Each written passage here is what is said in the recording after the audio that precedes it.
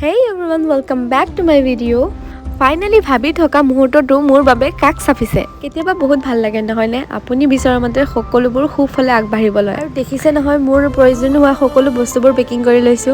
ইফালে মনত আনন্দ যদিও আনফালে বহুত মনত দুখ। অপেক্ষা কৰি থকা মুহূৰ্তটো আজি মোৰ বাবে শেষটো দিন। আন দিনৰ দৰে নিস্বাৰ্থ মৰমেৰে মা আজি মোৰ বাবে ফাষ্টেগ বক্স ৰেডি কৰি দিছে, যাতে দূৰত গ'লেও কোনো অসুবিধা নহয়। এইপিনে মই খোৱা বস্তু অলপো লৈ লৈছো। শিক্ষাৰ ক্ষেত্ৰত ছাত্ৰ-ছাত্ৰীয়ে নিজৰ পৰিয়ালটোৰ পৰা দূৰত থকা মুহূৰ্তটো মোৰ বাবে এটা চেক্ৰিফাইচ যেন লাগে। লাহে লাহে সকলোবোৰ অনুভৱ হ'ব ধৰিলে। মাহঁতৰ মৰমৰ দৰে আন কোনো হ'ব নোৱাৰে। এঠাইৰ পৰা আন ঠাইলৈ যাবলৈ হ'লে কিমান বস্তুৰ প্ৰয়োজন হয় নহয়নে? ভাবিলে মোৰ কাৰণে অদ্ভুত যেন লাগে, কাৰণ তেনেকে মোৰ ক'তো যোৱা হোৱা নাই। প্ৰথমবাৰৰ বাবে অকলে থাকিব লগা হ'ব। সাধাৰণ হয় যদিও মোৰ বাবে সাধাৰণ নহয়, কাৰণ ৰৈ যাব মাহঁতৰ পৰা পোৱা অলপ মৰম। সময়ৰ লগে লগে সকলোবোৰ সলনি হয়। সেয়া ভাবি আত্মবিশ্বাস লৈ আগবাঢ়িব লৈছো। আৰু মোৰ হাতত আছে ডাঙৰ মস্ত বেগ। বেগত কি আছে অলমষ্ট মই আপোনালোকক দেখাই দিছো।